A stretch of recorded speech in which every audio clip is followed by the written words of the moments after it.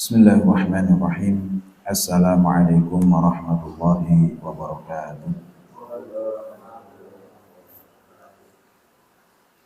Alhamdulillah wassalatu wassalamu ala rasulillah wa la hawla wa la quwwata illa billah. Rabbi shrah li sadri wa yassir li amri wahlul 'uqdatam min lisani yafqahu qawli. Allahumma 'allimna ma yanfa'una wa anfa'na bima 'allamtana warzuqna 'ilman nafi'a. Amin ya rabbal alamin. Hadratal mukarramin, para jamaah yang semoga selalu diringankan langkahnya untuk menghadiri sholat jamaah dan majelis ilmu.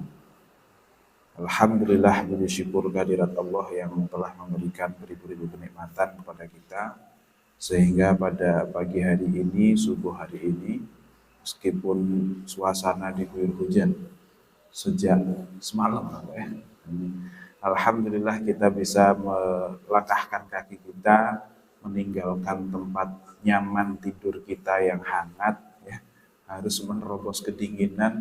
Insya Allah akan diberikan pahala yang setimpal bahkan lebih dari Allah Subhanahu Wa Taala. Semoga Allah ridho terhadap apa yang kita lakukan ini. Tak lupa salawat serta salam mari kita sanjung sajikan ke junjungan kita Nabi Agung Muhammad SAW.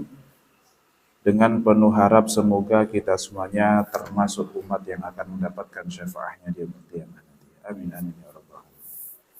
Baik jamaah rahimakumullah, kita akan melanjutkan kajian kita mengenai masalah thaharah. Yang pada kesempatan lalu kita telah membahas tentang jenis-jenis air. Pada kesempatan kali ini kita akan masuk kepada bab baru, yaitu Al-Imam Taqiyuddin Al-Hisni. Di dalam kitab cetakan ini disebutkan faslun fil a'yanil mutanajjisati ma yudharu minha bid-dibaghi wa ma la yudhar. Fasal yang membahas tentang benda-benda yang mutanajjis. Kemarin sudah kita bahas, Pak, bedanya antara najis dengan mutanajjis. Kalau mutanajjis itu adalah benda suci yang terkena najis. Tapi kalau najis, ya najisnya itu sendiri. Maka mutanajjis itu masih ada kemungkinan untuk disucikan. Tapi kalau najis itu tidak bisa disucikan. Kecuali nanti bagi sebagian madhab yang mengakui adanya istihalah. Istihalah itu perubahan bentuk dari yang tadinya najis menjadi tidak najis, ataupun yang tadinya tidak najis kemudian menjadi najis. Itu istihalah. Jadi bisa jadi memang misalnya anggur suci berubah jadi khomer, jadi najis. Dan khomer itu nanti bisa berubah lagi menjadi cuka, yang mana cuka itu kembali suci. Itu namanya istihalah. Dan dalam mazhab Syafi'i tidak ada istihalah kecuali dalam dua hal. Satu, ya khomer menjadi cuka, anggur menjadi khomer menjadi cuka itu. Yang kedua adalah kulit dari bangkai yang najis kemudian bisa disucikan dengan sama. Jadi sama itu prosesnya, kalau bahasa Indonesianya apa ya? Pokoknya dia dikeringkan, dibersihkan dari hal-hal yang bisa membuat suatu kulit itu bau dan rusak. Kemudian dikeringkan sehingga dia menjadi suci. Nah ini kita sedang bahas hal-hal atau kulit-kulit yang bisa disucikan dengan cara disama, dan kulit apa yang tidak bisa disama. Kenapa kok ini dibahas setelah membahas air? Karena memang zaman dulu alat untuk menampung air itu ya yang paling efektif, yang paling banyak adalah kulit. Dulu belum ada plastik, belum ada mungkin besi gitu, itu jarang masih. Yang lebih banyak dipakai untuk mengangkut air, terutama untuk minum, ya kulit biasanya. Ya untuk perjalanan-perjalanan. Mungkin kalau di rumah ya gentong-gentong oke. Tapi kalau di luar itu untuk perjalanan tidak mungkin kita bawa onta kok bawa gentong, itu kan tidak mungkin. Makanya kulit itu menjadi salah satu pembahasan penting. Imam Al-Qadhi Abu Syuja' mengatakan, wa juludul maitati tathuru bittibaghi illa jildal kalbi wal khinziri wa ma tawallada minhuma aw min ahadihima. Dan kulit bangkai itu suci dengan cara disamak. Dan seluruh kulit bangkai itu suci ketika disamak illa jildal kalbi, kecuali kulit anjing, wal khinziri, dan juga kulit babi, wa ma tawallada minhuma, atau hewan yang lahir dari perkawinan keduanya, au min ahadihima, atau perkawinan salah satu di antara anjing dan babi. Maksudnya anjing kawin sama babi, ya itu jelas lebih haram lagi Pak ya, lebih najis lagi. Kemudian atau mungkin babi kawin sama kambing, ya kalau ada gitu ya. Tapi ini kalaupun terjadi ya sudah diakomodir oleh para ulama bahwasanya hukumnya ya hukum anjing, hukum babi dan seterusnya. Ya kalaupun terjadi perkawinan sinang dengan rekayasa genetika dan seterusnya, misalnya babi hidungnya agak dimancungin kayak hidung kambing gitu misalnya gitu, ya tetap aja haram hukumnya.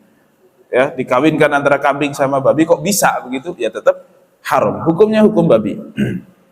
Nah, maka dari sini kita ketahui seluruh kulit hewan, baik yang halal dimakan dagingnya ataupun yang haram dimakan dagingnya, baik yang halal itu kemudian disembelih atau mati tidak disembelih, itu kemudian bisa digunakan kulitnya dengan cara disamak. Dan ketika disucikan, ketika disamak itu, kulit ini tidak hanya tidak menularkan najis, tetapi dia itu juga suci secara hakikatnya. Artinya begini Pak, kalau ada barang najis tapi tidak menularkan, maka boleh untuk kita sentuh, kalaupun kita nyentuh maka tidak akan membuat kita terkena najis. Tapi kalau kulit yang sudah disamak ini, bahkan kalau kita bawa untuk sholat itu tidak masalah, karena kulit itu sendiri sudah suci. Meskipun dari hewan yang najis, yang tidak halal untuk dimakan. Nah, berdasarkan sebuah dalil, hadis riwayat Maimunah radhiyallahu taala anha, haitsu qala Nabi sallallahu alaihi wasallam fi syatiha, "Law akhadtum ihabaha, faqalu innaha maitah, faqala Rasulullah yutahhiruhul ma'u wal qaradu." Hadis riwayat Abu Dawud dan An-Nasa'i. Jadi Rasulullah pernah memberikan saran kepada Maimunah yang punya kambing mati tanpa disembelih. Rasulullah berkata, kenapa kamu nggak ambil saja kulitnya? Maka Maimunah pun menjawab, lah ini bangkai Rasulullah, nggak kami sembelih, begitu. Maka Rasulullah pun menjawab, ya itu tuh bisa disucikan dengan dikasih air dan al-qoroth. Qoroth itu semacam dedaunan yang dia wangi, yang memang bisa menghilangkan bau. Ya mungkin kalau sekarang kita sabun lah, atau mungkin nanti butuh beberapa cairan supaya kulit itu bisa kering, bisa terputus, terhilangkan dari daging-daging itu. Maka dalam pandangan mazhab Syafi'i sebenarnya kulit itu suci. Kulit itu suci, hanya saja dia terkena najis dengan bangkai-bangkainya itu. Kalau kita punya sapi, sapinya kita sembelih, maka dari awal kulitnya itu sudah suci dan tidak perlu disamak lagi, cukup dikeringkan saja. Tapi kalau kita punya sapi, sapinya mati tanpa disembelih, maka seluruh dagingnya pun jadi bangkai, tidak boleh kita makan. Tapi untuk kulitnya bisa dan mungkin untuk kita manfaatkan dengan cara disamak terlebih dahulu. Disamak itu seperti apa? Dicuci, dikasih sesuatu yang membuat dia bersih, kemudian dikeringkan. Tidak cukup hanya dikeringkan saja sehingga ininya hilang, apa namanya, rutubahnya atau yang basah-basahnya itu hilang, cairannya hilang segala macam sehingga tidak menimbulkan bau lagi. Tidak cukup, harus diberikan sesuatu. Baik. Dan juga berdasarkan sebuah hadis riwayat Muslim, idza dubighal ihabu faqad tahura. jika suatu kulit kok disamak maka dia telah suci. Nah, ini paling tidak dalam mazhab Asy-Syafi'i. Maka kayak kulit ular, kulit buaya itu boleh nggak Pak dijadikan sebagai dompet gitu misalnya? Sah. Itu suci, boleh dipakai untuk sholat. Artinya kita sholat sambil gebol dompet itu nggak masalah. Perempuan punya tas dari kulit ular, silakan. Atau kulit apa lagi? Macan, silakan. Nah, yang nggak boleh cuma dua, satu anjing, dua babi. Kalau itu nggak boleh. Dan itu kita lihat banyak beberapa sepatu yang menggunakan kulit babi. Nah, kalau itu tidak boleh. Selain tidak boleh, dia juga tidak suci. Tidak boleh dan juga tidak suci. Tapi ini hanya pendapat mazhab Syafi'i saja. Sedangkan menurut mazhab Hanafi, seluruh kulit itu bisa disamak dan menjadi suci kecuali satu hal saja, yaitu babi. Anjing masih bisa dalam pandangan mazhab Al-Hanafi. Kenapa? Karena kalau babi itu dari hidupnya sudah najis, matinya apalagi. Sedangkan dalam pandangan mereka, anjing itu hidupnya suci, masih dalam kondisi suci, yang najis cuma air liurnya saja. Tapi tubuhnya, badannya itu suci semuanya ketika hidup. Maka ketika mati, oke, dia jadi bangkai, kulitnya nempel dengan bangkai. Nah, kulit itu mas sebenarnya suci, hanya saja dia perlu untuk dipisahkan dari najis-najisnya itu. Ya, maka dianggapnya kulit itu adalah sesuatu yang suci tapi mutanajis. Mutanajis itu suci terkena najis. Cukup dihilangkan najisnya maka kembali ke hukum asal, yaitu suci. Oke. Tapi mazhab Maliki dan Hambali mengatakan tidak bisa disamak kecuali hewan yang memang halal dimakan dagingnya plus matinya disembelih. Jadi memang dari awal nggak bisa, nggak ada istilah sama itu di dalam mazhab Maliki dan Hambali, itu nggak ada. Kalaupun ada, hadis-hadis ini juga mengatakan bahwasanya khusus untuk hewan yang halal dimakan dagingnya dan juga harus dalam kondisi daging atau hewan tersebut mati disembelih. Itu baru boleh untuk kemudian digunakan kulitnya. Tapi kalau tidak maka tidak diperbolehkan. Nah, dalam pandangan mazhab Syafi'i pun demikian. Seluruh kulit itu suci tetapi mutanajis, maka perlu disamak supaya mensucikan. Sedangkan anjing dan babi itu dari hidupnya saja sudah najis, apalagi ketika dia mati. Mau disembelih mau nggak disembelih, hewan yang haram dimakan dagingnya disembelih pun tidak akan merubah hukumnya menjadi halal. Ya. Kalau babi, sesyar'i apapun cara nyembelihnya, ya babi tetap haram, ya. Tetap tidak bisa kemudian menjadi halal. Kemudian misalnya dimasak untuk kebab, untuk nasi kebuli misalnya, untuk dibikin maulidan misalnya, ya nggak ada urusan. Mau dibikin untuk apa, caranya gimana, tetap yang namanya babi itu haram secara zatnya. Tidak akan pernah bisa kemudian rekayasa supaya menjadi suci. Nah, bagaimana dengan misalnya beberapa vaksin, Pak? Vaksin yang menggunakan babi sebagai media, ya. Misalnya kayak kemarin vaksin corona itu beberapa menggunakan babi sebagai media pengembangan. Itu hukumnya apa dan seterusnya. Pertama, kalau kuman, kan vaksin itu masukin kuman atau bakteri atau virus kan begitu. Dia dikembangkan di selnya babi, kemudian bisa dihilangkan lagi, dipisahkan lagi antara babi dan yang bukan babi, maka itu tidak masalah. Itu tidak masalah. Disucikan. Dalam mazhab Syafi'i pun itu suci karena disucikan, bukan suci karena istihalah. Tapi bahkan kalaupun memang mengambil dari zat babinya, yang mana itu nanti yang akan dimasukkan, diinjeksikan ke manusia, oke, kebanyakan bilang haram karena itu dari babi, tapi sebagian ulama mengatakan itu bisa istihalah. Yang haram babinya, tetapi yang diambil adalah sesuatu yang dari babi, yang kemudian jika diambil itu sudah kayak bukan babi lagi. Sudah hilang sifat-sifat keaslian babinya. Ibaratnya begini, Pak.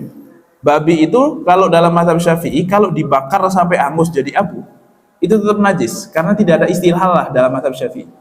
Tapi kalau dalam mazhab yang lain, babi dibakar menjadi abu, maka abunya itu jadi suci. Kenapa? Karena sudah tidak berbentuk babi dan daging babi. Nah, ini namanya istihalah. Maka jika bisa merubah materinya, meskipun asalnya adalah barang yang sama, itu bisa menjadi suci dan halal. Itu dalam pandangan sebagian ulama di luar mazhab Syafi'i. Kalau Syafi'i lebih ketat. Baik. Itu pertama pembahasan tentang kulit. Kemudian yang berikutnya, wa 'adzmul maitati wa sya'ruha najisun illal adami. Kata Al-Qadhi Abu Syuja, dan tulang bangkai ataupun rambutnya itu najis kecuali dari manusia. Kecuali dari manusia. Ya, artinya kalau kita menemukan ada tulang kucing misalnya, atau tulang, apalagi tulang babi sama anjing, tentu najis ya. Tapi tulang-tulang yang lain, hewan-hewan yang lain, atau mungkin bulunya, jika itu berasal dari bangkai, maka hukumnya adalah najis. Hanya saja ini pendapat madhab Syafi'i, bahkan Syafi'i pun tidak semuanya sepakat.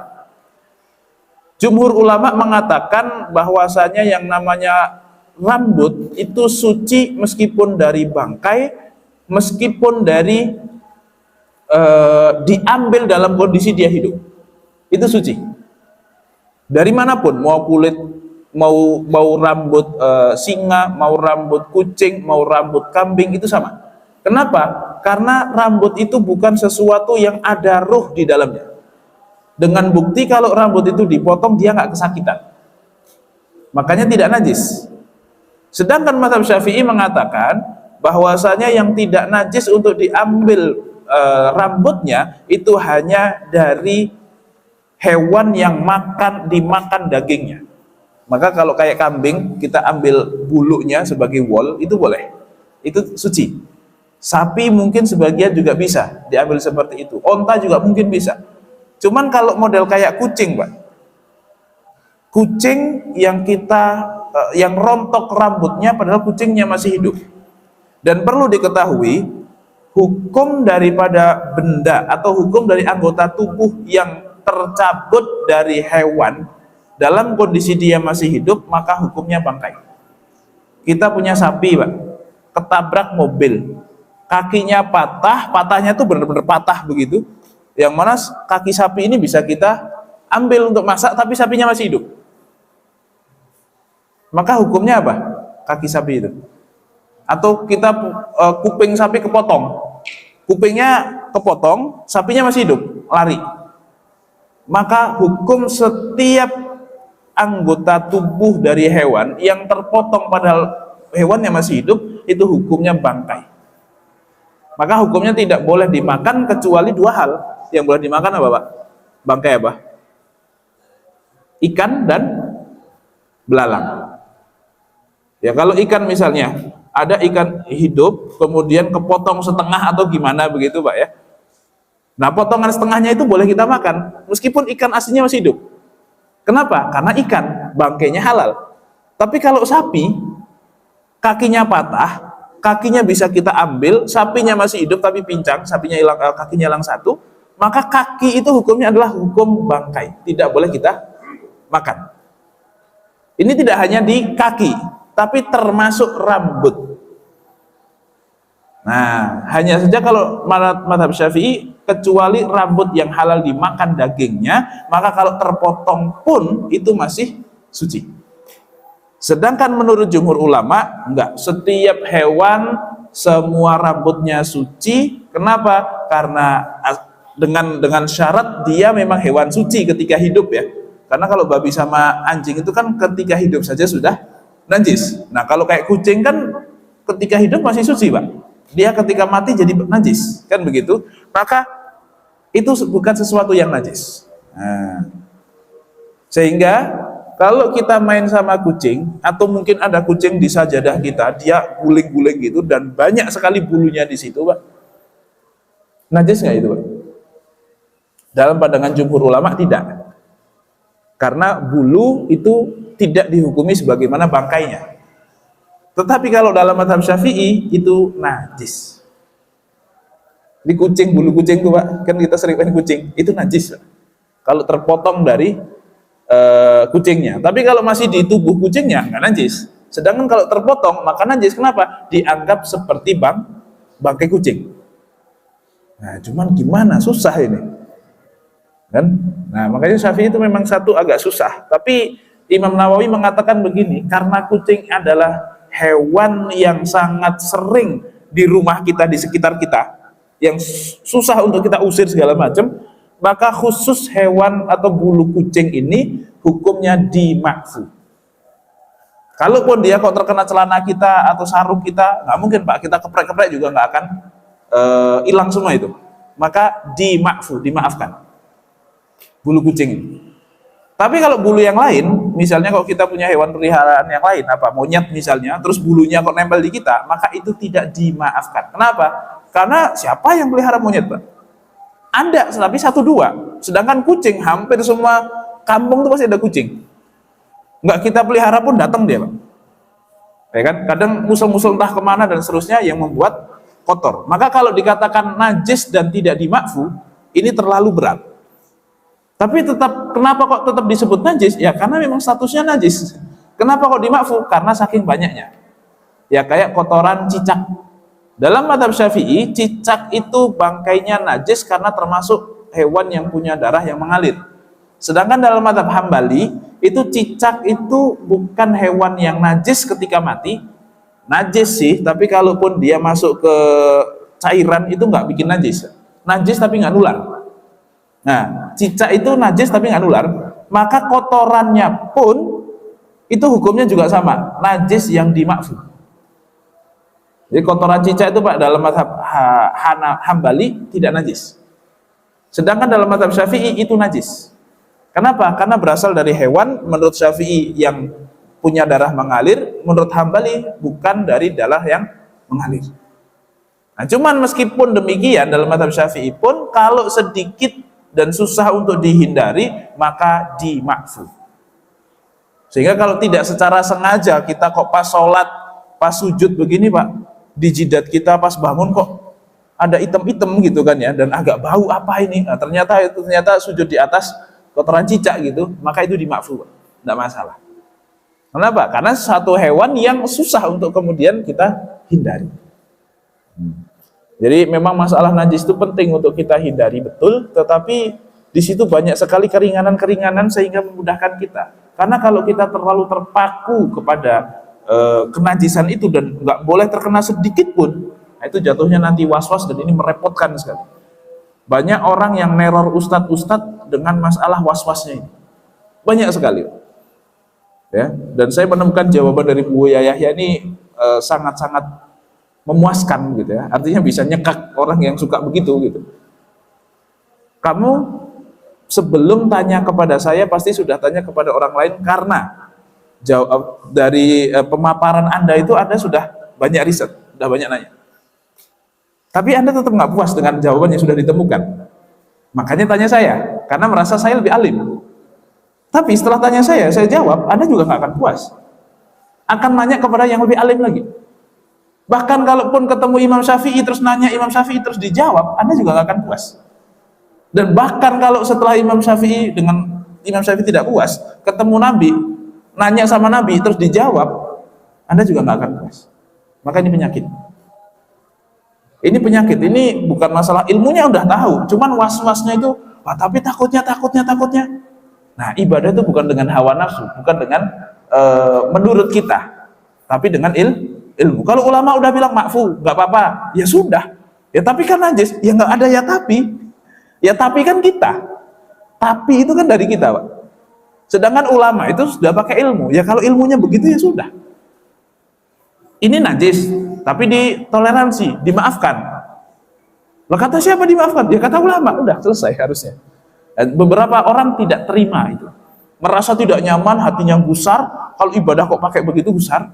Sehingga beberapa orang itu Pak, misalnya gara-gara masuk toilet umum saja, itu merasa seluruh tubuhnya kena najis. Kecipratan dikit terus habis itu wah nular semuanya nih. Nggak bisa, akhirnya nggak sholat ya karena di perjalanan. Kemudian ngelihat misalnya ada anjing jalan di pinggir terus ada air liurnya netes, itu sudah kepikiran 2 hari 2 malam, Pak. Nggak bisa sholat. Kenapa? Merasa dirinya tuh terkena najis. Padahal cuma ngelihat jalan samping-sampingan, di sana anjing, di sini dia. Nah, beberapa orang tuh saking overnya sampai seperti itu. Padahal di zaman Nabi anjing juga ada. Ya biasa saja gitu. Ya artinya najis ya. Lah terus misalnya terkena air, genangan air yang hujan begini, Pak, terkena keceripat sedikit itu sudah merasa najis sekali. Kenapa? Itu kan di situ pasti ada kotoran, ada ini, ada itu dan seterusnya dan seterusnya. Ya, tetapi para ulama tidak serepot itu kok. Ya sudah, tidak mengharuskan demikian kok, tidak masalah. Para ulama mengatakan ketemu nggak najisnya? Ya enggak sih, tapi kan pasti ada. Ya tapi ketemu nggak najisnya? Ya enggak sih, ya sudah. Ini orang tuh ya tapi, nah itulah. Ilmu kok pakai tapi ya itu susah. Ibadah pakai tapi itu susah. Ya harus pakai ilmu. Baik. Itu untuk hukum rambut. Kemudian yang berikutnya, wa amma idham fa fihi khilaf, ya. Adapun untuk tulang maka ada perbedaan pendapat memang. Jumhur ulama mengatakan najisun illa min ma'kulil lahmi al-madhbuh. Kalau tulang maka seluruh tulang itu hukumnya najis kecuali dari hewan yang halal dimakan dagingnya dan disembelih dengan cara yang syar'i. Artinya kalaupun dia adalah tulang sapi tetapi bukan dari hewan yang disembelih, dia bangkai begitu, maka tidak bisa dimanfaatkan, Pak. Apalagi kok buntut sapi itu, beberapa orang kan bikin pakai buntut sapi sebagai entah itu gantungan kunci atau apa, itu harus dilihat karena di situ ada tulangnya. Kalau memang dari hewan sapi yang sudah disembelih maka nggak masalah, tapi kalau dari hewan sapi yang bangkai maka itu tidak diperbolehkan. Atau mungkin dari tulang singa, dari tulang apapun itu, ini hukumnya najis. Kenapa kok najis? Karena tulang berbeda dengan rambut. Kalau rambut dipotong itu enggak sakit, sedangkan kalau tulang itu ada ruh di dalamnya. Nah, katanya gitu, Pak. Ada ruh di dalamnya. Istilahnya ruh itu bukan ruh yang asli ya, karena kita juga nggak tahu ruh itu bertempatnya di mana. Tapi maksudnya adalah ketika tulang itu kok tersentuh, terpukul, nabrak sesuatu, itu rasanya sakit ada. Sedangkan kalau rambut itu mau dipotong-potong pun nggak masalah, mau diketok-ketok pun nggak masalah. Sedangkan tulang kalau diketok sakit. Berarti ini adalah bagian sesuatu yang ada ruh di dalamnya. Nah, dikatakan demikian. Sehingga kalau dia terputus dari hewan, maka dia hukumnya sama dengan hewan tersebut. Sedangkan mazhab Hanafi mengatakan hukumnya adalah suci. Kenapa? Ya karena memang tulang itu bukan sesuatu yang tidak ada kotorannya, bisa dikeringkan, tidak ada cairan-cairannya yang membusuk dan seterusnya. Tulang tidak membusuk, berbeda dengan kulit, berbeda dengan daging, itu bisa membusuk, maka beda hukumnya. Itu dalam pandangan mazhab Hanafi. Taib. Itu masalah kulit. Ya. Kemudian yang berikutnya, faslun fil awani, fasal yang membahas tentang wadah. Kenapa kok kemudian dibahas wadah? Karena ini juga potensi menjadi haram. Potensi, jadi setelah membahas tentang air, para ulama membahas tentang wadah dari air. Wadah dari air itu kebanyakan zaman dulu kalau tidak kulit, ya dari tembaga besi. Dan disebutkan di sini, wala yajuzu isti'malu awani dhahabi wal fiddati wa yajuzu isti'malu ghairihima minal awani. Tidak diperbolehkan untuk menggunakan wadah yang terbuat dari emas dan perak, tetapi diperbolehkan untuk menggunakan dari yang selain emas dan perak. Nah, tentu ini tidak relevan, Pak, ya, karena untuk saat ini dan untuk kita, ya mungkin beberapa orang masih relevan. Untuk kita tidak relevan. Kenapa? Emas itu untuk disimpan kalau kita, bukan untuk dipakai sebagai wadah, kan gitu ya. Tetapi ini juga kemudian bisa jadi kita termasuk orang yang mengalami, yaitu hukumnya haram untuk membuat atau memiliki wadah-wadah makanan dan minuman atau tempat air atau tempat parfum atau tempat apapun yang terbuat dari emas. Jadi emas itu memang buat perhiasan, buat mata uang, bukan untuk tempat-tempat yang seperti itu. Ya, karena dalam sebuah hadis dikatakan, la talbasul harira walad dibaja, janganlah kalian memakai sutra, ini tentu khusus laki-laki, wala tashrabu fi aniyatidz dzahabi wal fiddah, dan janganlah kalian minum dari wadah yang terbuat dari emas dan perak, fa innaha lahum fid dunya wa lakum fil akhirah. Hadis riwayat Bukhari Muslim. Karena sutra, kemudian emas dan perak sebagai wadah itu untuk mereka orang kafir di dunia, tapi untuk kalian besok di akhirat. Sehingga kita diharamkan ketika di dunia, tetapi dihalalkan besok ketika di akhirat. Di dalam hadis lain dikatakan, alladzi yashrabu fi aniyati dzahabi wal fiddah innama yujarjiru fi batnihi nar jahannam. Sesungguhnya yang meminum dari tempat yang terbuat dari emas dan perak, maka sesungguhnya di dalam perutnya itu terjadi pergolakan api dari jahanam. Nah, maka jamaah rahimakumullah, dari sini penggunaan emas dan perak selain untuk perhiasan, selain untuk mata uang, ya, itu hukumnya diharamkan. Diharamkan, bahkan untuk kemudian ditempel-tempelkan dan seterusnya. Ya, kecuali untuk perhiasan, untuk sesuatu yang memang dibutuhkan. Maka pulpen terbuat dari itu, kemudian apa lagi ya, pin dan seterusnya, itu diharamkan untuk laki-laki. Tapi untuk perempuan tidak masalah, karena itu perhiasan. Atau mungkin apa lagi, jam tangan kalau laki-laki itu diharamkan. Kalau perempuan tidak masalah. Ya, jam tangan terbuat dari emas. Ya. Oke, kemudian apa lagi? Misalnya, ya kita punya beberapa perabotan rumah yang kita pajang tapi terbuat dari emas, itu juga bisa bermasalah. Nah, cuman kenapa Masjid Nabawi dan Masjidil Haram itu katanya terbuat dari emas, Pak? Itu banyak kepaesannya, Bapak, banyak detail-detail masjid itu terbuat dari emas dan perak. Kenapa kok kemudian tidak haram? Para ulama mengatakan karena itu menjadi milik umat muslim secara umum dan ini tidak menyakiti hati orang miskin. Karena justru itu membuat sebagai kebanggaan. Ibaratnya kalau itu kok milik personal, Pak.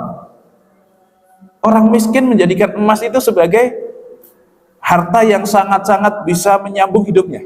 Lah kok sama kita cuma dipakai buat tempat minum. Nah, itu bisa menyakitkan hati. Itu terlalu berlebihan sekali. Nah, ini makanya keharaman emas dan perak ini bukan karena dia najis, bukan karena dia apa, tetapi sifatnya ta'abudi, karena Allah larang ya sudah. Karena Rasulullah larang ya sudah, kita tidak menggunakannya. Begitu saja. Baik. Bahkan Imam Nawawi mengatakan, in aqadal ijma'u ala tahrimil akli wa syurbi wa sairil istimal fi ina'i dhahabi wa fiddatin illa ma hukiya an Dawud. Maka terjadi ijma' atas keharaman makan dan minum ataupun penggunaan-penggunaan lainnya yang menggunakan wadah yang terbuat dari emas dan perak, kecuali yang diriwayatkan dari Dawud Adh-Dhahiri. Nah, jadi ada satu ulama bernama Dawud Adh-Dhahiri, nanti penerusnya adalah Ibnu Hazm Adh-Dhahiri. Itu kata Imam Nawawi, kalau terjadi kesepakatan ulama, kok semuanya sepakat kecuali dia, maka dia nggak dihitung. Karena Adh-Dhahiri itu tekstualis sekali. Tekstualis sekali. Jadi kalau melihat hadis itu, ya yang di teks hadis itulah yang dipakai, selebihnya tidak. Qiyas itu tidak ada di dalam pandangan mereka. Sehingga ya benar, agama itu tidak pakai logika, tapi benar-benar semuanya itu apa yang dikatakan Rasul semuanya langsung dipakai seperti itu, tidak pakai logika. Makanya yang namanya riba dalam pandangan mereka ya hanya di emas dan perak tok, tidak terjadi dalam uang, rupiah, segala macam itu enggak. Itu dalam pandangan mazhab Adh-Dhahiri. Makan buka pakai kurma hukumnya wajib. Kenapa? Nabi bukanya selalu pakai kurma, maka wajib. Nah, kalau kita kan kurma cuma sebagai sunnah saja kan, Pak. Kalau ada kurma ya kurma, kalau enggak ya yang manis-manis katanya. Yang manis-manis itu juga enggak ada dalam hadis sebenarnya. Itu kata siapa? Itu adalah perkataan Imam Nawawi Al-Bantani. Jadi kalau teks hadisnya berbukalah dengan yang manis itu enggak ada. Itu kata sirup marjan itu. Bukan hadis riwayat itu, bukan. Ya, tetapi memang Imam Syekh Nawawi Al-Bantani itu mengatakan kalau enggak ada kurma ya yang manis-manis. Sedangkan kalau hadis Rasulullah kalau nggak kurma ya air putih, kan gitu. Biasanya kan pakai itu kan Rasulullah, bukan yang manis gitu. Nah, sehingga banyak ulama, banyak dokter-dokter, pakar gizi itu mengatakan justru kalau kurma bagus karena dia oke, meskipun gulanya tinggi tapi begini. Yang buah-buahan begitu bagus. Tapi kalau yang manis di sini kok sirup, gula dan seterusnya, itu malah tidak bagus sebagai orang yang baru buka puasa. Ya, ada masalah. Toh Syekh Nawawi Banten itu kan ulama, bukan orang kesehatan gitu. Jadi kalau agak salah dalam hal itu, karena ya kurma itu mungkin manisnya, yang penting manis deh, kalau minimal manis gitu misalnya.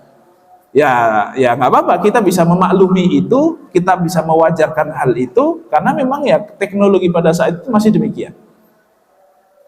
Dan ini sering terjadi nih, dalam mazhab Syafi'i pun sering terjadi. Beberapa hal yang menurut mazhab Syafi'i ini ta'abbudi, tapi semakin kesini itu sudah secara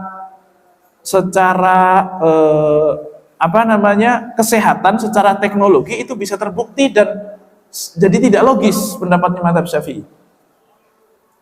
Contohnya begini, dalam pandangan mazhab Syafi'i, seorang laki-laki berzina dengan perempuan, kemudian keluar anak dari hasil zina tersebut, maka anak ini tidak dinasabkan kepada bapaknya. Kenapa? Ya karena tidak dalam pernikahan yang sah, yang pertama. Yang kedua, sangat mungkin dia juga berzina dengan yang lain.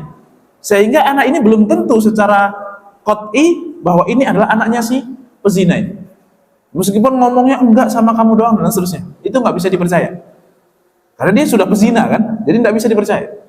Maka karena tidak bisa dibuktikan,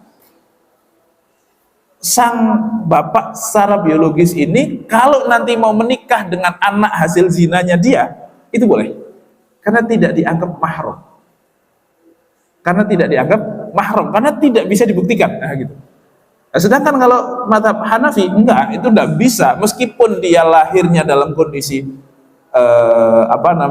bukan dalam pernikahan, tetapi kalau secara biologis memang mengarah kepada dia, maka ini menjadi mahram, enggak boleh nikah. Kalau mazhab Syafi'i boleh, Pak, nikah sama anak biologisnya tetapi lahir dalam kondisi bukan pernikahan. Paham ya, Pak ya di sini ya? Hanafi mengatakan tetap nggak boleh meskipun dia tidak menikahi ibunya. Zina sama seorang perempuan, setelah zina lahirlah anak perempuan lagi, yang mana ibunya terus mungkin meninggal atau apa, nggak dinikahin sama bapak ini. Kemudian sang bapaknya ini nikah sama anaknya dia sendiri secara biologis tapi bukan secara syar'i. Itu dalam Hanafi tetap haram. Sedangkan menurut mazhab Syafi'i halal. Itu boleh gitu. Kenapa? Karena sesuatu yang haram tidak akan mengharamkan sesuatu yang halal. Lah kan tidak terbukti di haram untuk dinikahi. Apa buktinya? Ya kan anaknya secara biologis, kan secara biologis yang diakui itu secara syar'i. Buktinya apa kalau memang beneran itu anaknya? Dan seterusnya. Ini agak susah nih. Tapi kalau pandangan saya dengan perkembangan teknologi sekarang ya tetap haram gitu. Karena lebih mudah untuk mendeteksi, mungkin tes DNA itu sudah 99% untuk mengetahui siapa bapaknya secara biologis. Meskipun bapak secara biologis memang secara syar'i belum tentu. Sehingga masalah kewalian, masalah waris dan seterusnya tidak bisa diturunkan. Tetapi kemahroman untuk tidak boleh menikahi saya kira itu bisa dipakai. Gitu. Nah ini. Baik. Kemudian yang berikutnya kita masuk ke dalam bab siwak. Faslun fis siwaki. Fasal yang membahas tentang siwak, yang mana di dalam siwak ini ada suatu kesunahan yang sangat luar biasa. Para ulama mengatakan lebih dari 100 hadis khusus membahas siwak. Bahkan beberapa ulama itu menulis satu kitab kecil khusus untuk siwak. Ada salah satunya itu kitab kurang lebih 100 halaman. Itu kecil, Pak ya, 100 halaman membahas masalah siwak saja. Namanya itu Tuhfatun Nusak fi Fadailis Siwak. Nah, kita akan membahas siwak. Kenapa kok dibahas siwak di sini? Ini kita akan masuk ke bab wudu dan dibahas siwak terlebih dahulu. Kenapa? Karena memang siwak itu bisa dikatakan sunnah pertama dalam wudu. Para ulama mengatakan disunnahkan sebelum kita wudhu, sebelum kita cuci tangan dan seterusnya untuk bersiwak terlebih dahulu. Meskipun nanti dalam sebagian mazhab Syafi'i mengatakan sunnahnya siwak itu ketika wudhu. Jadi ketika cuci tangan, setelah cuci tangan kita disunnahkan untuk kumur-kumur. Disitulah sunnah siwak juga sekalian. Tapi sebagian ulama mengatakan enggak, sebelum kita Wudu, siwak dulu, baru wudu. Sunnahnya begitu, yang lebih afdal. Tapi dengan cara apapun dapat sunnahnya, siwak itu. Oke, kita baca. As-siwaku mustahabun fi kulli halin illa ba'da zawali lis-shaim. Siwak itu disunnahkan dalam semua kondisi. Berarti kita bahas hukum dulu. Siwak itu hukumnya sunnah dalam segala kondisi. Kapanpun, dimanapun, oleh siapapun, itu sunnah. Kecuali dalam satu kondisi saja, yaitu khusus bagi mereka yang puasa setelah masuk waktu zuhur. Orang kalau lagi puasa, sudah masuk waktu sholat zuhur, maka dimakruhkan bagi dirinya untuk bergosok gigi. Kenapa? Karena ada sebuah hadis, la khulufu fami shaimi atyabu indallahi min rihil miski. Bau mulutnya orang yang berpuasa itu lebih dicintai oleh Allah dibandingkan minyak kasturi atau minyak misik.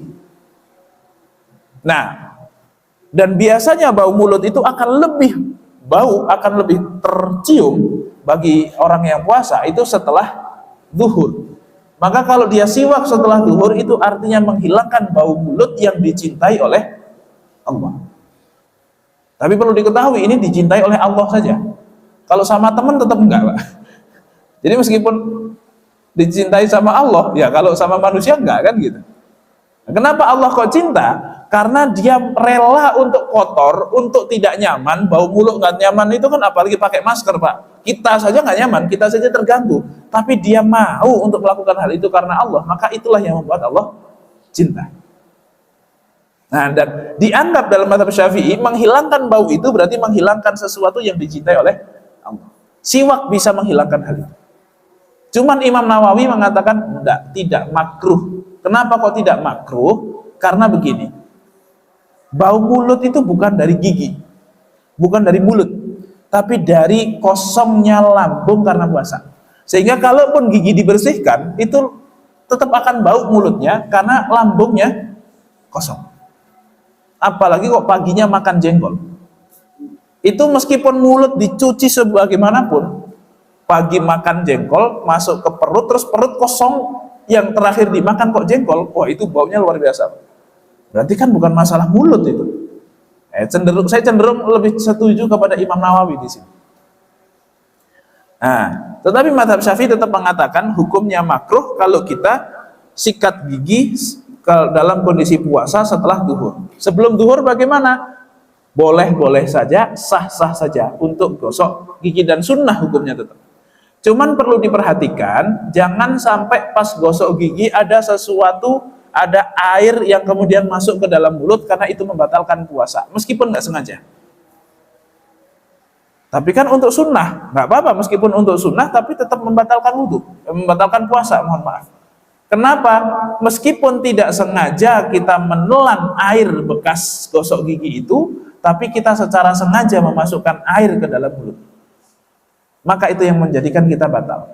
Kecuali nih nggak sengaja apapun, lagi jalan begini kan pakai motor begitu, tiba-tiba hujan masuk itu sebagian air ke dalam mulut, maka nggak masalah, karena tidak sengaja kita memasukkan ke dalam mulut dan ketelan. Tapi kalau orang yang kumur-kumur kok dia terlalu kenceng dan ada yang masuk, maka puasanya bisa batal meskipun tidak sengaja, karena yang tidak disengaja itu adalah nelennya, tetapi memasukkan air ke mulutnya itu disengaja. Nah, ini beda hukumnya. Baik. Wa huwa fi thalathati mawadhi'a asyaddu istihbaban.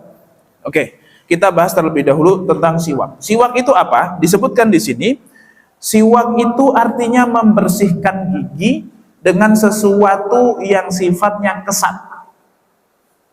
Apapun itu. Nah, siwak itu maknanya dua. Satu adalah perbuatan kita membersihkan gigi. Yang kedua adalah barang yang digunakan untuk membersihkan gigi itu sendiri. Itu namanya siwak.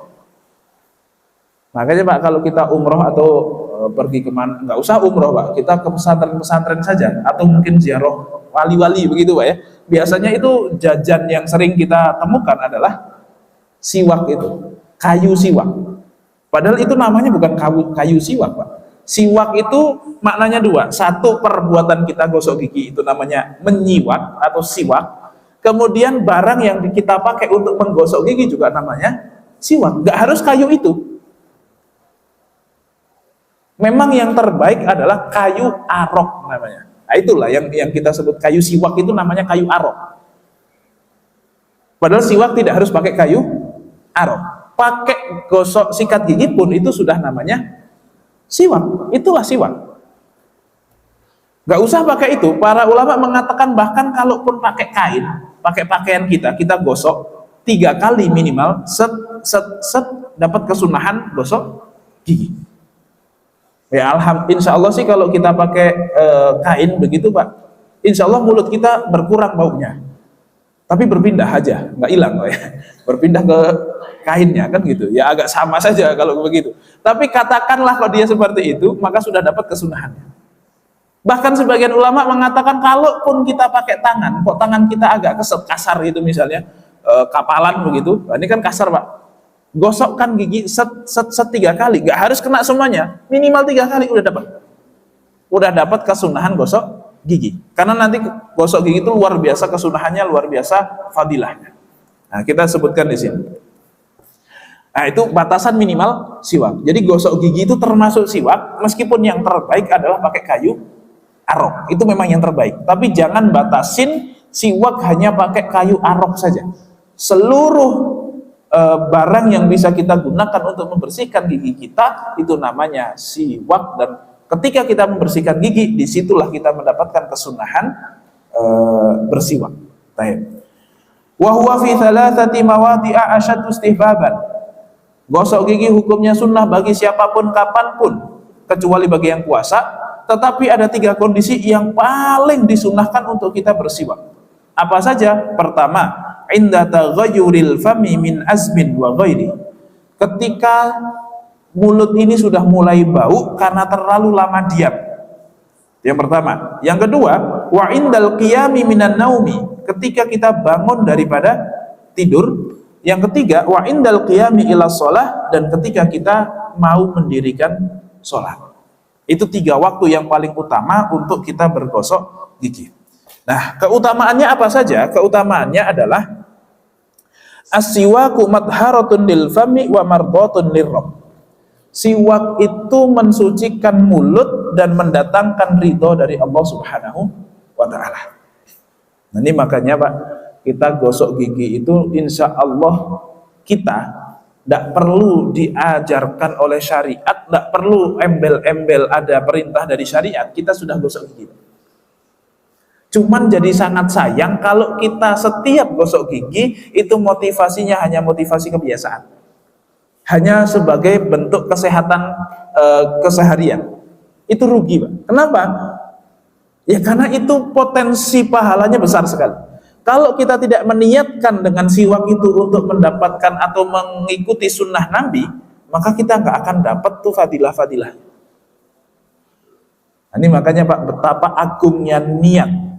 Perbuatannya sama, yang satu gosok gigi, yang satu juga gosok gigi, yang satu gosok gigi karena kebiasaan, yang satu juga karena kebiasaan, tapi karena tahu ilmunya ternyata ini sunnah Nabi, dia oh ya udah sambil niat bahwa ini adalah sunnah Nabi, dia dapat ridhonya Allah, dia dapat ridhonya Rasulullah, dia mendapatkan sunnah Nabi. Yang karena kebiasaan ya dapat bersih saja, sedangkan bersih semuanya dapat.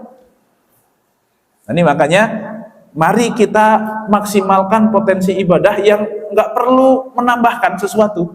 Ini gosok gigi udah nggak usah diperintah, nggak usah dikasih dalil, kita udah lakukan. Tinggal niat apa enggak kita pas gosok gigi. Itu penting.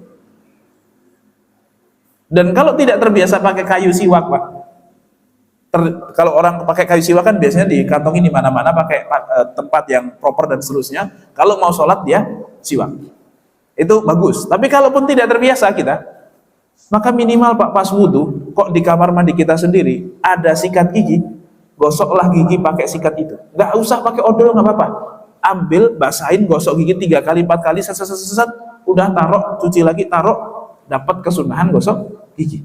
Jangan batasi gosok gigi hanya harus pakai pasta gigi, harus di pagi hari dan seterusnya, nggak. Mau sholat, mau bau nggak bau, maksimalkan itu. Karena ini adalah mardhatun lirabb, mendapatkan keridhaan Allah Subhanahu wa taala. Ini luar biasa nih. Bahkan dalam hadis lain dikatakan, laula an asyqa ala ummati la amartuhum bisiwaki inda kulli shalah. Kalaulah aku tidak takut memberatkan umatku, maka aku akan wajibkan bagi umatku untuk bersiwak. Ini luar biasa. Kalau nggak takut memberatkan kita, hukumnya wajib, Pak. Setiap sholat, berarti kan 5 kali, Pak, sehari. Nah, sedangkan kita cuma 2 kali sehari. Ya makanya kalau setiap wudu gosok gigi, pakai itu saja, nggak usah pakai, nggak harus pakai kayu arok. Tapi gosok gigi pun jangan mindsetnya kalau gosok gigi harus pakai pasta. Kan kayaknya kita begitu terus, Pak, ya. Sebagian orang kan gosok gigi pakai pasta gitu. Kalau enggak, ya ngapain? Nah, enggak. Kita mendapatkan kesunahan dan pasti akan ada bedanya. Mulut itu pasti akan ada bedanya. Meskipun dikit mungkin. Tidak sebanyak kalau pakai pasta gigi. Tapi enggak apa-apa, dapat sunnahnya. Ini untuk sholat ya. Karena ada juga sebuah hadis yang bilang begini, Pak. Ini hadis riwayat bi isnadin kullu rijaluhu thiqah, kata Imam Taqiyuddin Al-Hisni, rakaatani bisiwak, 2 rakaat dengan siwak itu afdalu min sab'ina rakaatan bila siwak. Jauh lebih utama dibandingkan 70 rakaat tanpa siwak. Jadi 2 rakaat yang pas wudunya kok kita pakai siwak, itu jauh lebih utama dibandingkan 70 rakaat. Bahkan para ulama bilang begini, kalaupun kita sholatnya itu kok salamnya beberapa kali, kayak sholat duha, sholat raweh itu 20 rakaat berarti salamnya 10 kali, maka disunahkan untuk siwak ya 10 kali. Setelah salam siwak, Allahu Akbar, nanti salam siwak lagi, dan seterusnya. Itu keutamaannya, 2 rakaat jauh lebih utama dibandingkan 70 rakaat. Cuman timbang begini-begini doang. Makanya beberapa orang ada yang rela untuk ya sudah deh pakai tangan-tangan deh, pakai kain-kain deh gitu, pakai pakaiannya dan seterusnya. Untuk apa? Untuk mendapatkan kesunahan yang 70 kali itu lebih utama dibandingkan 70 rakaat. Ini kan 1:35 berarti kan, kalau 2 banding 70 kan 1:35. Kayak kita sholat sekali lebih utama dibandingkan sholat 35 kali, Pak. Padahal kita terawih aja rata-rata sekarang, meskipun madhabnya Syafi'i, pas dulu di kampung 20 rakaat terus, saya yakin sampai Jakarta 11 rakaat, Pak, kompak kita. Ya alhamdulillah kan gitu ya. Ya saya juga lebih cocok yang 11 memang. Kenapa? Ya karena teorinya begini, mengejar yang sempurna tapi memberatkan orang dan membuat orang tidak melakukan, itu tidak ada gunanya. Kalau harus 20 tapi membuat jamaahnya jadi ya 20, ya weekend doang paling terawih jamaahnya kan, Pak, ya. Nah, itu lebih baik 11 kalau udah begitu. Lebih baik 11. Toh memang para ulama mengatakan 20 itu sunnahnya. Artinya namanya terawih nggak harus 20, tapi sunnahnya adalah 20. Kalau lebih dari 20 silahkan, kurang dari itu ya silahkan. Itu ibaratnya seperti itu. Kayak sholat witir itu idealnya 3. Lebih dari itu silahkan, kurang dari itu juga silahkan. Oke. Nah itu ketika kita bangun tidur. Kemudian yang berikutnya, ketika untuk sholat. Kemudian ketika bangun tidur juga ada sebuah hadis. Karena Rasulullah SAW idza stayqadha minan naumi istaka. Ketika Rasulullah itu bangun tidur, maka beliau itu melakukan siwak terlebih dahulu. Nah, kemudian yang berikutnya, cara siwak seperti apa? Cara siwaknya pun itu ada caranya, Pak. Para ulama sudah mendetailkan caranya. Pertama, memegang kayu siwaknya atau sikat giginya itu begini, pakai tangan kanan. Nah ini agak unik, Pak. Kita bersih-bersih sesuatu yang biasanya itu pakai tangan kiri, tapi siwak pakai tangan kanan. Mohon maaf kalau kita cebok pakai tangan kanan atau kiri? Kiri. Tapi untuk siwak, padahal untuk bersih-bersih hal yang kotor itu pakai tangan kanan. Kenapa? Karena tidak berhubungan secara langsung dengan kotorannya, tapi pakai alat. Oke. Cara megangnya itu gini. 2 jari di bawah, ya, jempol sama kelingking. Nah, 3 di atas. Oke. Ini cara megangnya. Pakai tangan kanan. Kemudian caranya adalah mulai dari bagian gigi bagian atas, dari kanan, tengah ke kanan, set. Terus kemudian bawah, kanan bawah, set. Kemudian ke kiri atas, kiri bawah. Jadi kayak bentuk angka 8 gitu. Set. Itu pertama, gigi. Yang berikutnya lidah. Lidah juga disikat dengan lembut. Kemudian apalagi langit-langit pun juga disikat tapi lebih lembut lagi. Dan ini ada hadisnya, Rasulullah SAW itu ketika melakukan siwak sampai terdengar bunyi mau muntah itu. Oh, gitu. Artinya sampai dalam, sampai langit-langit bagian dalam. Dan ternyata kalau saya lihat beberapa artikel itu, Pak, yang lebih bikin bau mulut itu bukan gigi sebenarnya, lidah yang kotor. Makanya lidah itu perlu sekali untuk disikat. Itu yang lebih bau mulut, lebih membuat bau mulut itu adalah lidah yang kotor. Makanya lidah perlu disiwak. Itu cara siwak itu sudah sampai disedetailkan seperti itu. Oke. Kemudian lebih baik siwak itu pakai hal yang kering, tetapi kayu siwak pun kayu yang kering, kemudian dibasahi dengan air baru dipakai untuk siwak. Setelah itu dicuci lagi untuk disimpan. Itu yang sunnah, Pak. Karena beberapa orang kalau pakai kayu siwak langsung saja di situ kering, langsung diset itu bisa melukai gusi. Setelah itu langsung dimasukkan ke kantong, nggak dicuci lagi. Itu ya memang agak jorok gitu, Pak ya. Memang ya semangatnya pakai kayu arok itu bagus gitu. Cuman caranya juga kurang. Ya kalau mau tuh memang harus dibersihkan dulu, setelah itu dibersihkan lagi pakai air. Jadi pakai air sebelum siwak, pakai air setelah siwak. Itu siwaknya. Dan memang kalau bisa ya jangan dibawa sholat. Kalau bisa kan gitu ya. Karena itu ya kotor gitu. Kayak ibaratnya kita siwak pakai apa namanya? Pakai pakaian ini.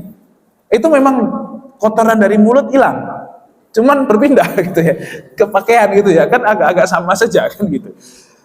Tapi tetap ini adalah sesuatu yang sangat agung, yang disunnahkan, yang luar biasa. Maka mari yang sudah terlanjur menjadi kebiasaan sejak kecil ini, Pak, jangan hanya jadi kebiasaan, tapi niatkan sebagai mengikuti sunnah Nabi.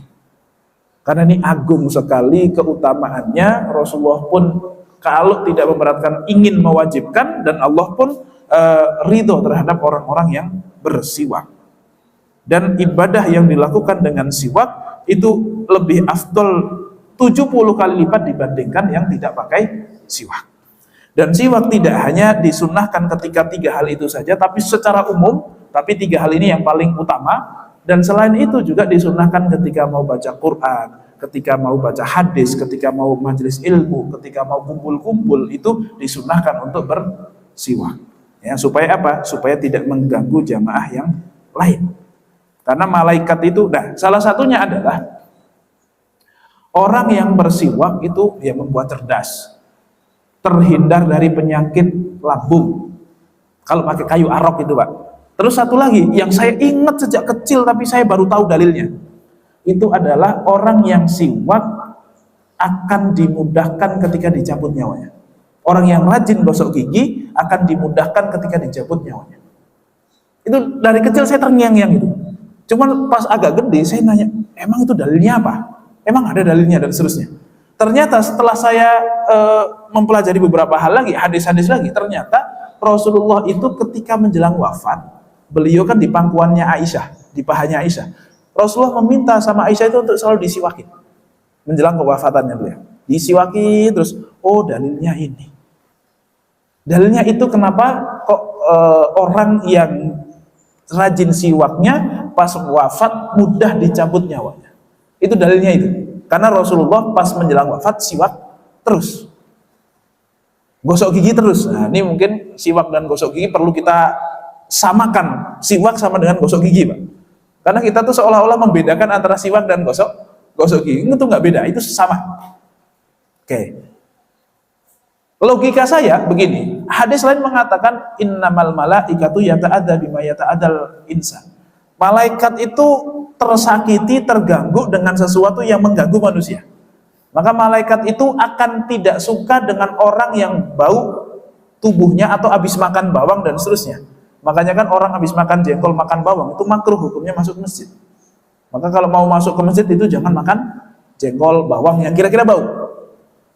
Nah, malaikat kenapa? Karena malaikat tersakiti dengan apa yang manusia juga tersakiti, termasuk dengan bau mulut. Nah, kemungkinan itu, logika saya nih, Pak ya, malaikat pencabut nyawa pas mau nyabut nyawa kok mulutnya bau, padahal mulut nyawa itu dicabut dari sini. Jadi ibaratnya kayak gini gitu ya, terus asal yang penting dapat sikat aja gitu. Wah, itu kan sakit gitu. Susah. Cuman kalau dia kok wangi, bersih, kan malaikat juga bisa hati-hati gitu ngambilnya. Ya, ibaratnya begitu, Mas. Itu logika saya gitu ya. Kalaulah malaikat itu kok digambarkan bahwasanya dia itu juga terganggu sebagaimana manusia itu terganggu gitu. Dengan bau mulut dia terganggu, manusia terganggu dengan bau mulut, malaikat pun terganggu.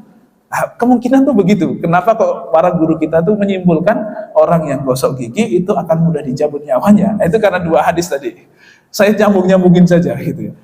Tapi ya bener, ada benernya gitu, bahwa ketika mau menjelang wafat itu disunahkan untuk banyak disiwakin, karena Rasulullah pun demikian. Nah, masalah alasannya apakah logikanya begitu atau bagaimana, itu Allah alam. Tapi yang jelas itu sunnah dia.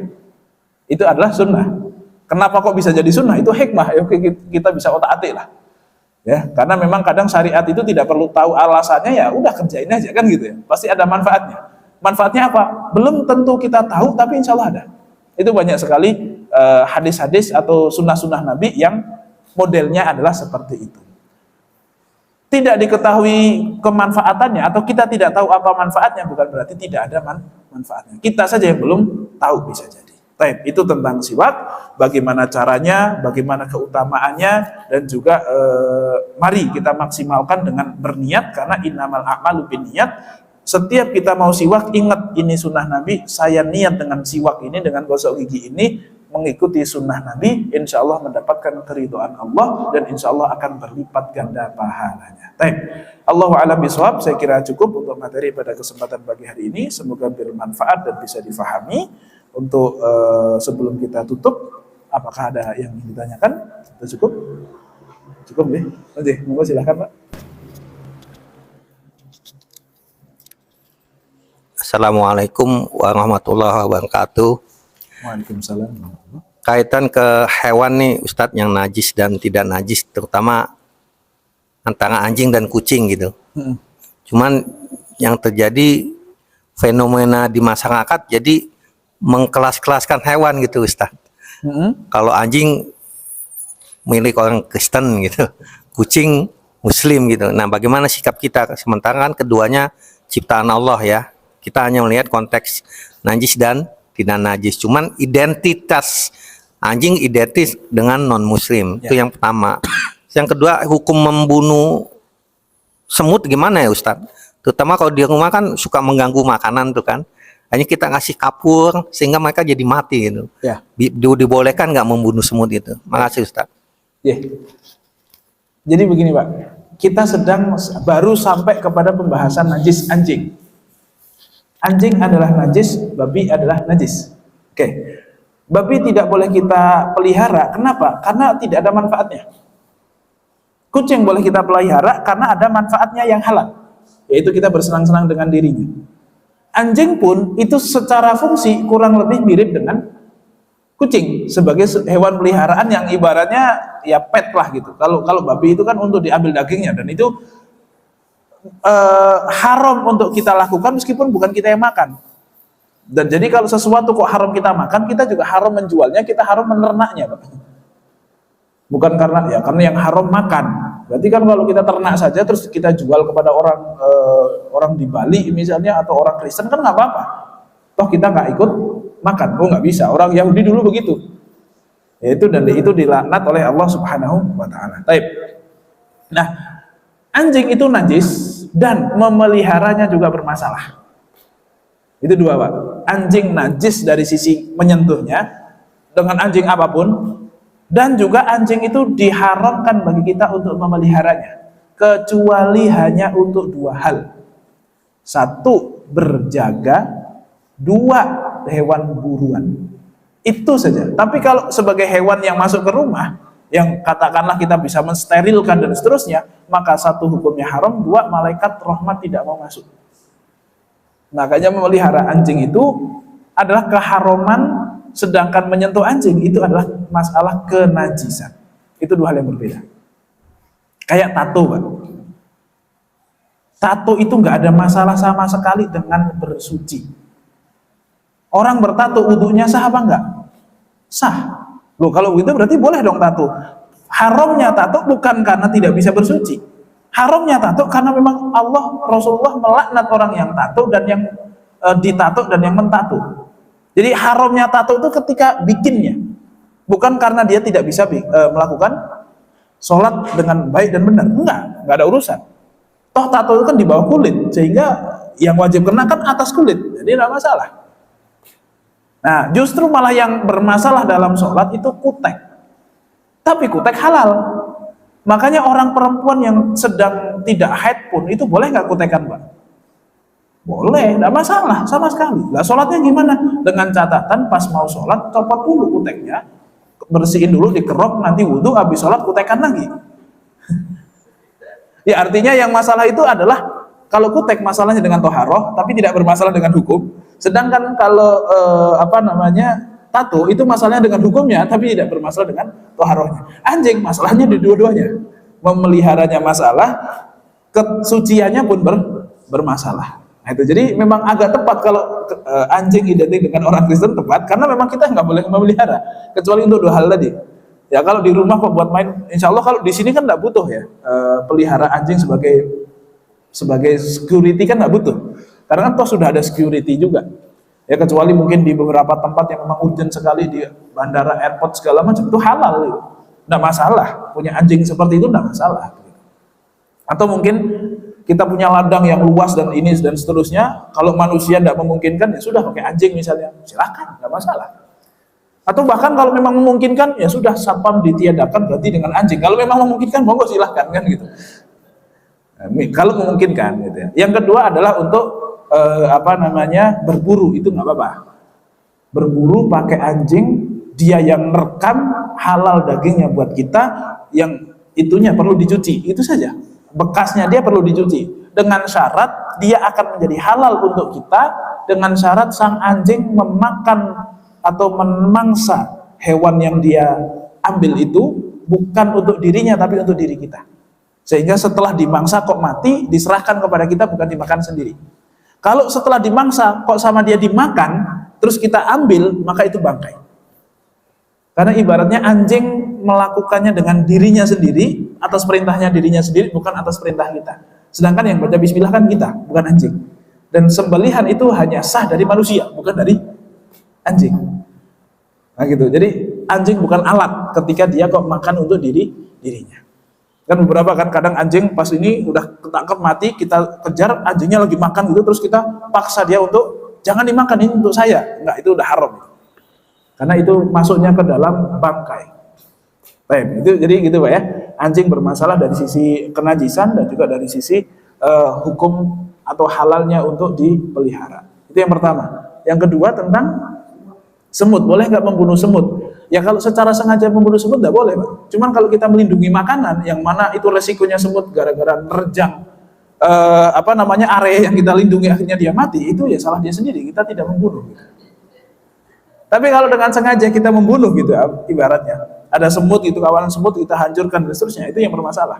Tapi kalau kita lindungi, pokoknya jangan masuk ke area saya. Kok mereka pada bandel, dia mati sendiri, ya urusan dia, tidak masalah. Itu tidak disebut sebagai membunuh. Ya, tapi Pak, dalam masalah semut ini saya keingat satu kebiasaan ulama yang luar biasa. Jadi semut itu, ada beberapa ulama yang punya kebiasaan dia itu memotong roti, taruh di beberapa sudut rumahnya. Dia bersedekah kepada semut.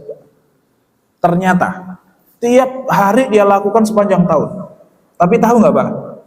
Setiap tanggal 10 Muharram dia juga tetap sedekah kepada semut itu. Tapi tidak ada satu semut pun yang memakan makanannya. 10 Muharram. Artinya apa? Semut pun puasa. Jadi 10 Muharram itu adalah tanggal atau hari yang diagungkan tidak hanya oleh orang Islam, oleh kafir Quraisy pun diagungkan, bahkan oleh para hewan pun itu diagungkan. Tanggal 10 Muharram dia sedekah kepada semut, semut gak ngambil. Semut aja puasa. Walaupun tetap hukumnya bagaimanapun sunnah. Mungkin kalau Ramadan malah dimakan kali sama dia. Karena Ramadan itu mulia buat kita, tapi belum tentu mulia buat, atau belum tentu menjadi syariat buat mereka. Tapi kalau 10 Muharram ternyata ada kisah itu. Ya walaupun ini tidak terus mengatakan berarti 10 Muharram lebih mulia dari Ramadan, ya tidak bisa juga. Toh itu kan cuma dari semut dan bukan dari hadis kan gitu. Nah ini, jadi membunuh semut itu tidak diperbolehkan, tetapi kalau melindungi diri kita itu diperbolehkan meskipun harus membunuh semutnya itu. Gitu Pak. Allahu a'lam bishawab. Cukup nih saya kira. Cukup kita akhiri dengan doa kafaratul majlis. Subhanakallahumma wa bihamdika asyhadu an la ilaha illa anta astaghfiruka wa atubu ilaik. Kurang lebihnya mohon maaf. Billahi taufik wal hidayah. Wassalamualaikum warahmatullahi wabarakatuh.